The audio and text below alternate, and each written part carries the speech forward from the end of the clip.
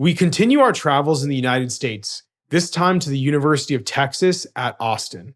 Political science professor Michael Lind has spent decades thinking about nationalism and its place in American politics. In his newest book, called The New Class War, Professor Lind argues that the divide facing his country is not necessarily one of left versus right or nationalists versus globalists, but instead a divide between managerial elites and everyone else. Professor Lind joined us for this thoughtful discussion in spring 2020.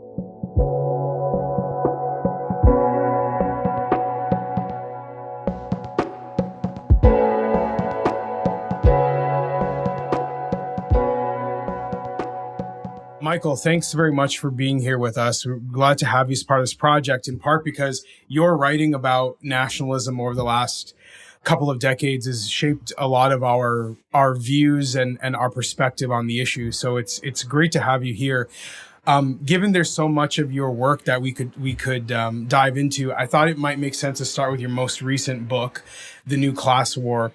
And what I was hoping you could, how, in terms of introducing that class war, I thought it might be good for you to explain why your analysis of the class war does not go toward, let's say, like global networks in terms of how we might organize ourselves in order to overcome it, but you instead really do point to the national networks and national institutions and what you call a democratic pluralism as a way to overcome what some other writers may call a global phenomenon and not a national phenomenon. So maybe that might be a good place to start in terms of understanding how you define the problem and also where you point to for where solutions might exist. Yeah, I think that globalization is greatly exaggerated in two areas. One is immigration, the other is economic. So if you look at immigration, according to the United Nations, only 3% of the human race lives in a country other than the one in which it was born. A truly tiny, almost negligible number. Now, if you look at North America, including Canada and the US and Western Europe, you have much higher levels of foreign-born people. But even that's like 14, 15% as a share of the population. That's the case in the US right now. I think it's a little higher in Canada. But what that means is that even in these relatively high immigration countries, and these are mostly the advanced industrial capitalist countries where people move to for economic opportunities, refugees are a smaller number. That still means 85% of the population is not immigrant. I mean, it was native born. It may be second or third generation with immigrant parents or grandparents, but grew up there. So I think that's one statistic I would throw out. The other is most of the talk about globalization in the 1990s said that you were having these truly post-national global corporations. So like the old nationally based corporation was a thing of the past.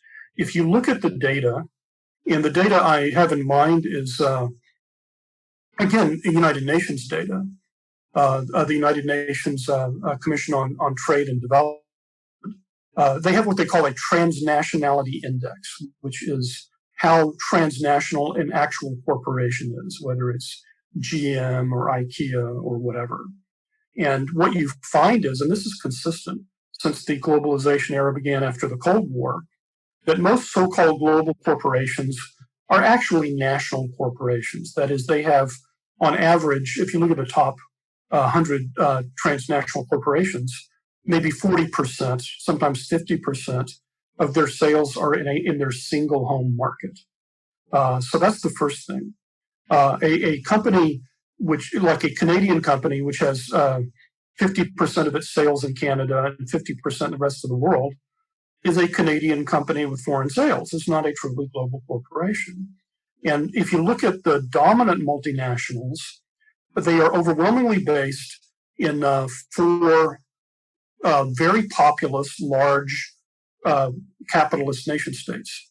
The most important are the United States, Japan, Germany, and also Britain, which is the base for a lot of multinational corporations. So my argument in the new class war is that, in fact, and I think populists are wrong about this. Populists say, "Oh, we're governed by this post-national elite, and they have no connection to our country." Well, that's kind of an optical illusion. In fact, even if the CEOs and managers of these multinationals claim that they have no national identity, in fact, if you look at their boards of directors and shareholders and so on, Toyota is a Japanese company, right? GM may have lots of sales in China, but GM is deeply rooted in the United States. Daimler-Benz is a German corporation, and so on. So do you think that in terms of how populists refer to that global elite, is it a matter of ignorance, or is it a way to deflect attention from the class warfare inside of our nations, and perhaps hold people who are in that powerful elite status within our countries, for them to hold themselves less accountable by pointing to this bigger global phenomenon? Well, I mean, the populist charge is that these so-called global elites, which I would argue are actually national elites, are unpatriotic. I mean, that's a powerful political argument, that they're just traitors. They don't care anything about the people of their country. Now, these elites open themselves to that charge by agreeing with the populace, right? They pretend to be global and cosmopolitan and post-national, even if they really are not, right? So they claim, "Oh, we're citizens of the world. The nation state is fading away." So a lot of this does come from the corporate elite and the nonprofit elite and university leaders.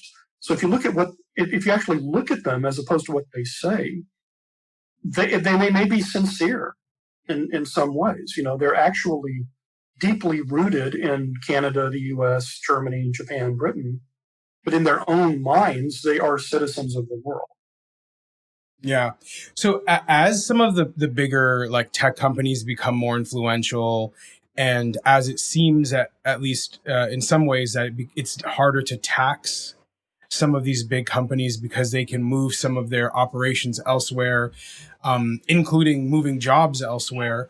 Do you think we're coming to a point where more people recognize how important the nation state is for these companies and start to exercise their power to get more benefits, I suppose, for the average person within these borders? That's what I call the new class war, because I see it as a battle between national elites and these outsider populists. And I'm not for either one. I mean, I think populism is kind of a dead end, but this kind of elite neoliberalism is also a dead end. You need a new class compromise, a new deal, to use the American language. But essentially, you have national elites and populists. They both want to gain control of the national government and use it for their purposes. So the national elites want to gain control of the US government and use it to negotiate regulatory harmonization treaties that make it easier for them to shut down factories in the US and open them. It used to be in China, now it would be in India or Thailand or Vietnam. That is an exercise of national power, right? I mean, these trade negotiations, it's not a magical force of the market. It's a use of the nation state negotiating with other nation states to create one outcome. The populists and to some degree the left want to use the power of the state to restrict offshoring, in some cases restrict low-wage immigration that competes with low-wage workers. That's also an exercise of state power. So I don't, this is portrayed as protectionist populists against free market globalists, but the free market globalists are statists and nationalists and protectionists too. They just want to protect and promote a different set of interests. For example, these transnational regulatory treaties like the Trans-Pacific Partnership, the old NAFTA, the new USMCA, US-Mexico-Canada Agreement, they are protectionist. What they're protecting is intellectual property rights, okay? So that Silicon Valley firms can sue you, whatever country you're in, if you illegally use their algorithms without paying them a licensing fee, okay? That is a form of protectionism. It's a form of protectionism different from having a tariff that prevents a steel worker, from being laid off because of Chinese, steel exports or something. But so both sides are willing to use statism and protectionism to promote different class interests. And do you think there's a reason why patriotism seems more of an explicit value of the populace and not of the national elites in the same way? Or perhaps is it a similar value, but it's just expressed differently? Well, I think the elites, they think they are patriots and globalists at the same time. They would claim that what happens to benefit their class also benefits their country, and it also just coincidentally happens to benefit the entire human race. I mean, I don't think these are self-consciously evil, scheming people. For their part, so it basically comes down to who has access to what institutions. If you're a corporate executive or a wealthy capitalist, if you lose at the national level, you can then appeal, as it were, and win at the level of the EU or NAFTA, or some kind of, or if you don't like unions in your company in Canada, then you can transfer production to a non-union country, including a dictatorship like China or Vietnam, where labor organizers are persecuted. So the elites in the modern West, basically can play different jurisdictions against each other to achieve their goals. If you're a working class person in a modern industrial democracy, your influence is greatest at the local level. It's less so at the state or provincial level. It's less so at the national capital level. But you really have no influence in like an international trade tribunal, right? I mean, if you're a steel worker, in the U.S. Midwest, you might have some influence in Congress. It's limited. So it makes perfect sense just for purely strategic reasons, having nothing to do with ideology, that the working class is always going to prefer the institutions in which it has more relative power compared to the capitalist elite and the executive elite. And those tend to be local and national governments rather than transnational agencies, which are largely staffed and run by corporate lobbyists, corporate lawyers, and others. And I know you write about democratic pluralism as the new settlement to overcome or at least suspend the class war. Can you explain what you mean by democratic pluralism, and also how are the populists actually going to help us get there, or are they perhaps, or do they have another agenda in mind? No, I distinguish neoliberalism and populism, which are these fighting forces now, from the third alternative, which I favor, which I call democratic pluralism.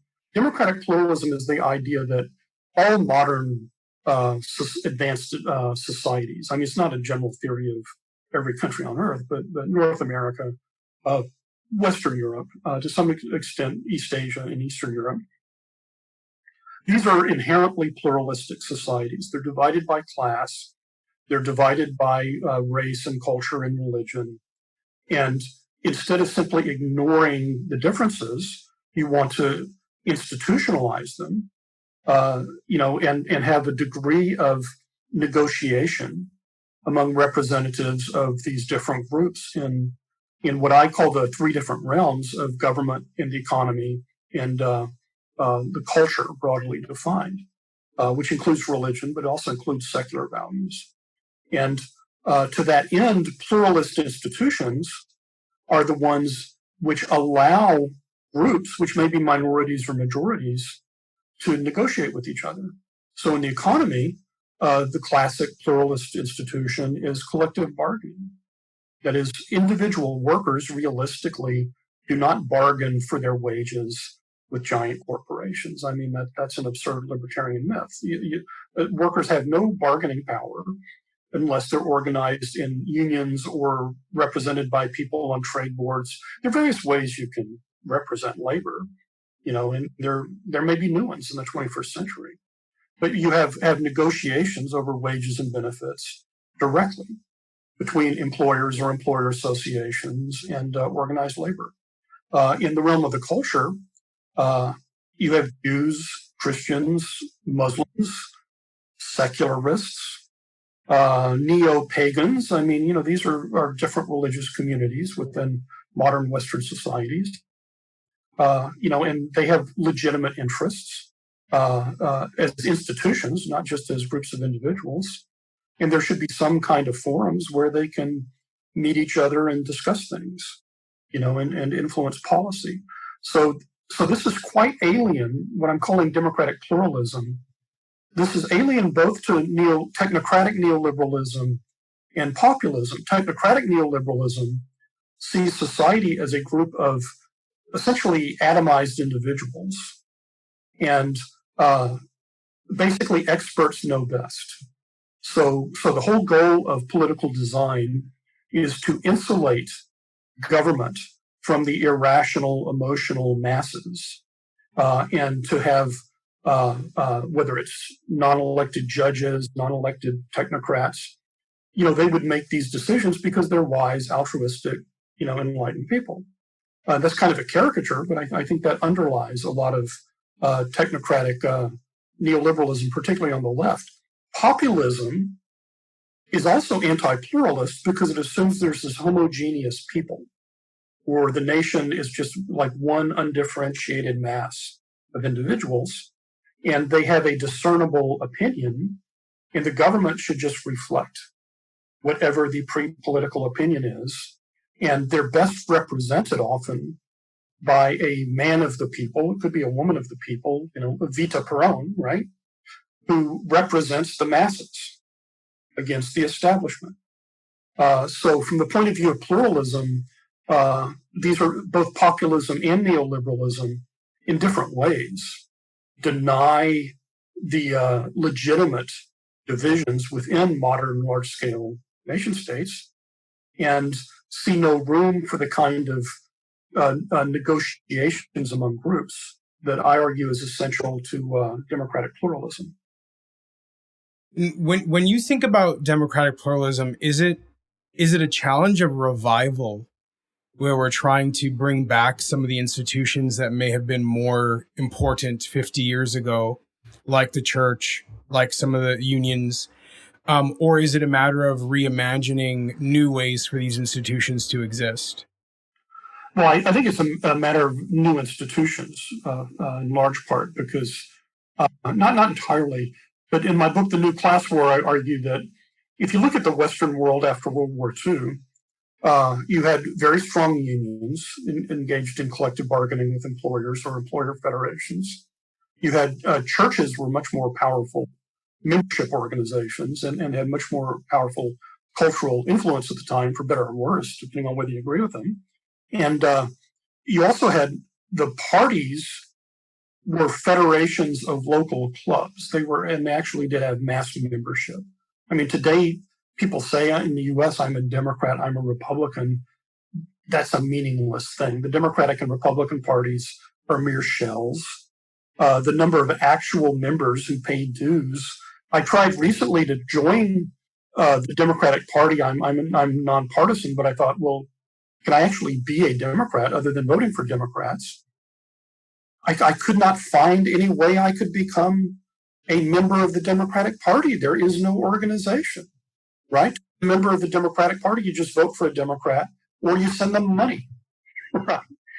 It used to be clubs, and most of their members were working class, obviously, because that's the majority of the population. And So all three of those institutions have withered. Churches, I think, will continue their decline because the population is becoming more secular in North America as well as Western Europe, and I just think that's a long-term trend. You need to defend the autonomy and integrity of churches as institutions, but I don't think there's going to be a great religious revival in the future in the West. Unions, where you have unions still have clout, it's in the context of sector-wide or national bargaining, where all of the firms in a particular sector or country negotiate with representatives of all of the labor in that industry. And you find this in a lot of countries in Europe. The American model is doomed. I mean, it's not going to revive because it was all site-based or enterprise unionization, where you unionize one company or one factory at a time.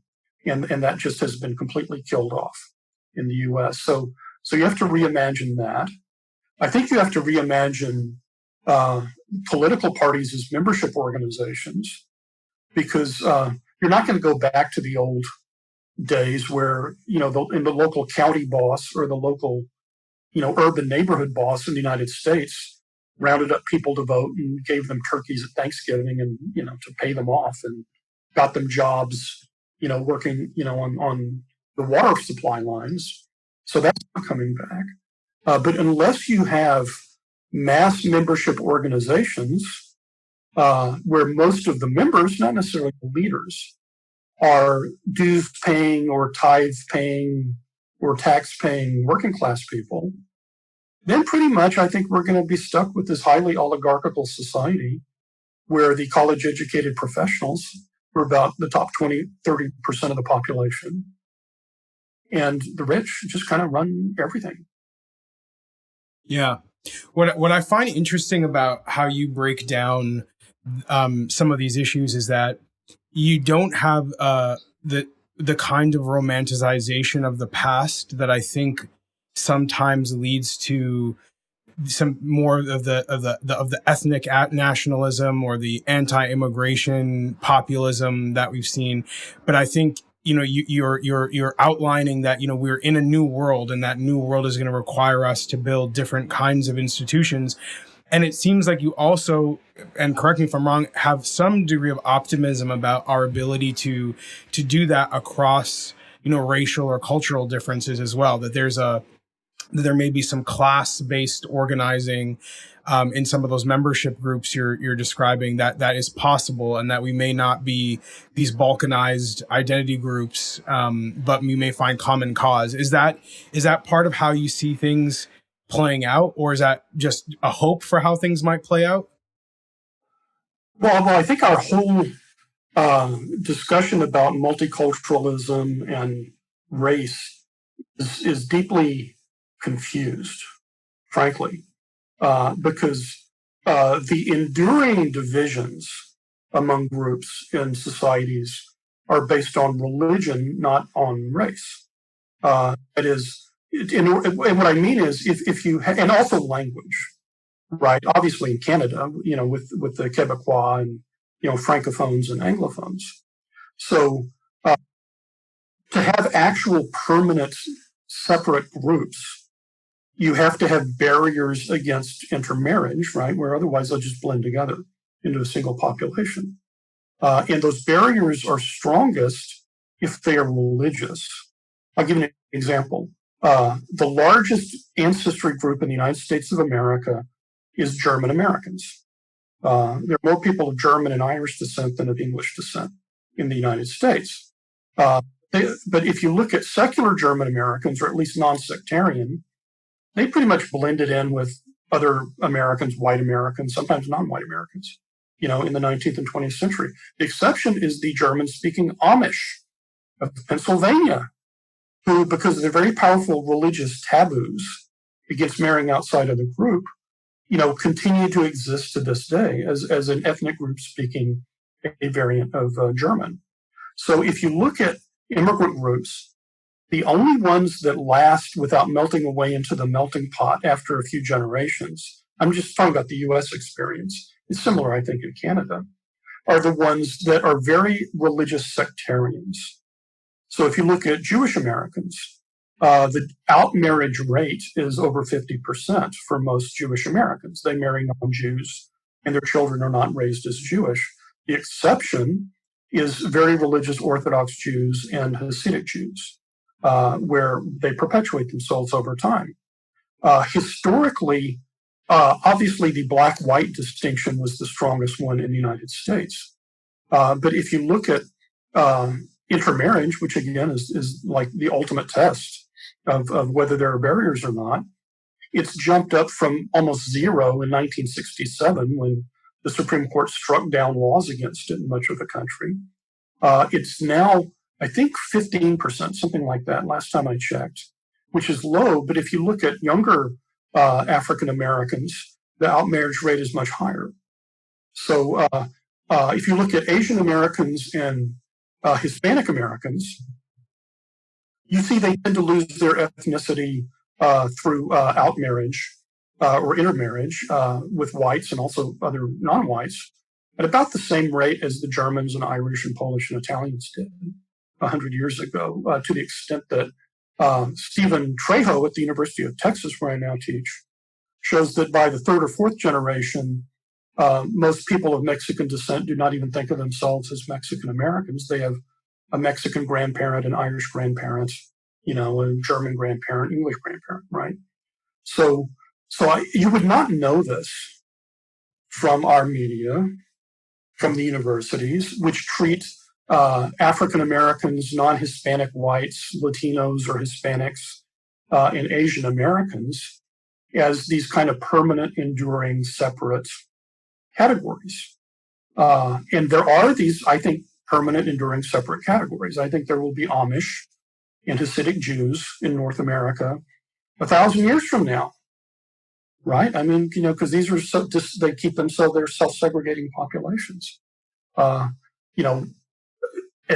think you will have a melting pot transracial majority 100 years from now in the U.S. And depending on particular immigrant diasporas, there'll be different contributions to it. So the melting pot is alive and well. It's just, this goes against this ideology of race-based multiculturalism, which has chosen the wrong units, which are racial rather than religious. One of the things that I think about when I read your work is whether you're providing a different outlook on how nations and people will organize in, a multipolar world. And I contrast it with someone like, Samuel Huntington's Clash of Civilizations, for example, where he seemed to have a confidence that history and sort of ancestry and some of those shared cultural identities would continue to influence us as we move forward. Whereas you strike me as someone who's a lot more forward thinking about how things are changing and how we might build institutions that adapt to those changes. Do you see yourself as breaking away from someone like a Samuel Huntington in terms of how you imagine, nations conceiving of themselves and how nations will relate to one another, over the next several decades? Well, Sam Huntington was a friend and mentor of mine in my youth. Oh, I didn't know that. And promised me, when I was executive editor of the National Interest in the 90s, his essay, The Clash of Civilizations. He eventually published it, to our dismay, in Foreign Affairs. He's a great thinker. I think he was wrong on that particular thesis that civilizations are going to act as integrated military, economic, diplomatic units for a very simple reason. Most conflicts in the world are between neighbors. And the neighbors tend to be more genetically and culturally and ethnically related to each other than they are to people on the other side of the world. China in 1979 had a war with communist China, had a war with communist Vietnam, right? They're both East Asian, Sino-Confucian cultures with Marxist-Leninist regimes, and they had a border war. So, I just think, the only countries which find themselves projecting power into areas with really radically different traditions are a few great powers. There are empires like the British Empire, there are hegemonic powers like the post 1945 United States. So we're in the Middle East.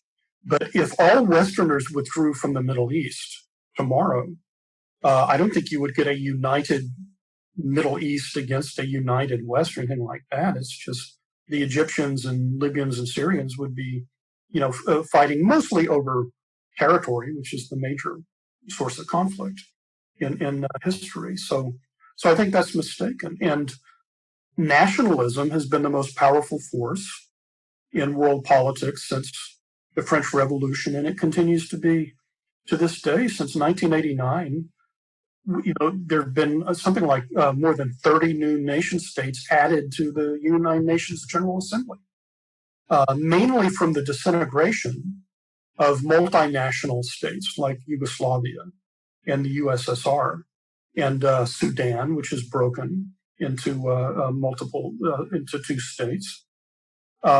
Interestingly, if you look at what has gone on in the Middle East since the Iraq War, where the U.S. frankly destabilized it without intending to under President George W. Bush, the countries that have very large, solid cultural majorities, like Egypt, do not have any disintegrative tendencies. I mean, they have civil wars and coups. The Egyptian Islamists, fight against the military dictators who are more secular. But, Egypt has a small Coptic minority. They have other minorities. But essentially, they're a big, fairly homogeneous nation state. It's the ones which were coalitions of different, we call them ethnic groups. They're really ethnic nations, like Iraq, where the Shias, the Kurds, and the Sunnis are ethnically different. Libya, which is disintegrated into three countries, essentially. And these were totally artificial entities that were created only by the British Empire or maybe the French Empire.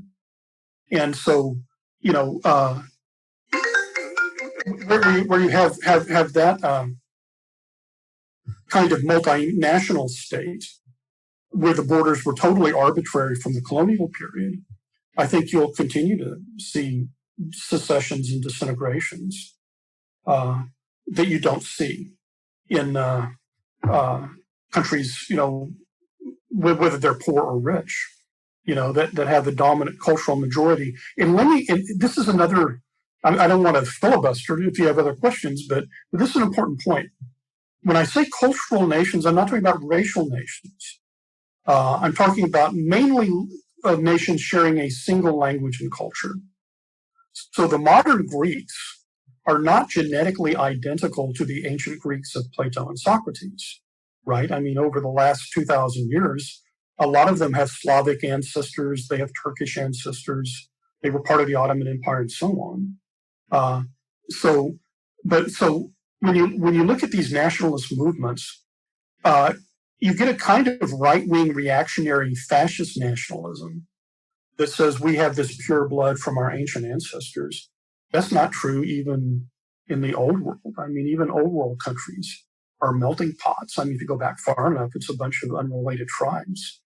But at the same time, they're not multicultural in as much as, modern Greeks are Greek. They speak Greek. They have, common culture. If you did a DNA test, you may find one is more Turkish and one is more, comes from French Crusaders. But there is a common cultural nationality. Yeah, and I mean, hearing you say that, I live in a country, Canada, where multiculturalism is official policy.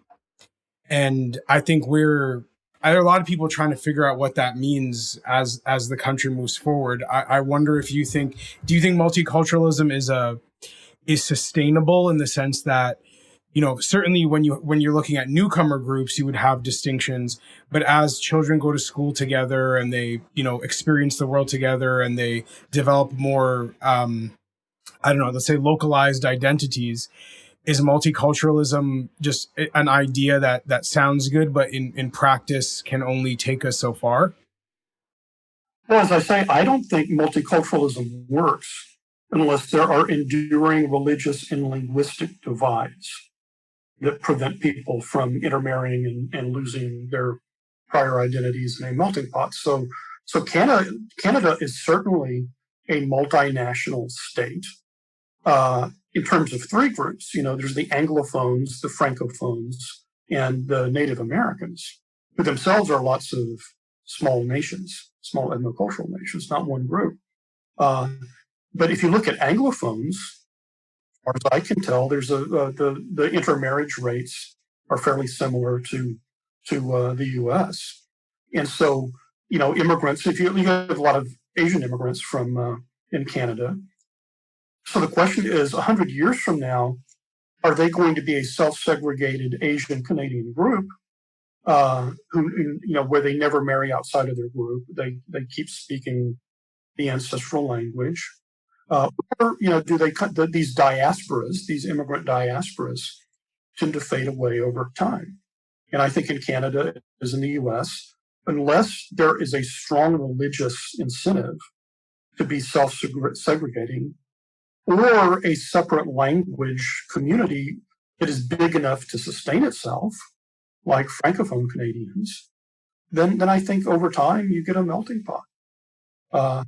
And this is not a good or a bad thing. It just seems to me, is an observation.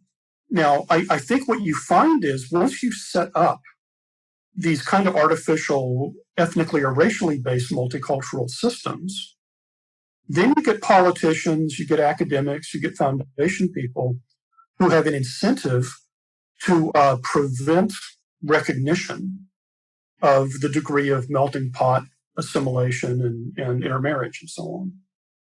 And particularly, if you're a leader of a government designated group, then you will tend to encourage immigration from that group, basically because that's your power base, right? I mean, it's, like you're the spokesperson for that group. And the problem with your group is they keep defecting, right? They keep marrying outside the group. They don't speak the language anymore, right? They become generic Canadians. They become generic Americans.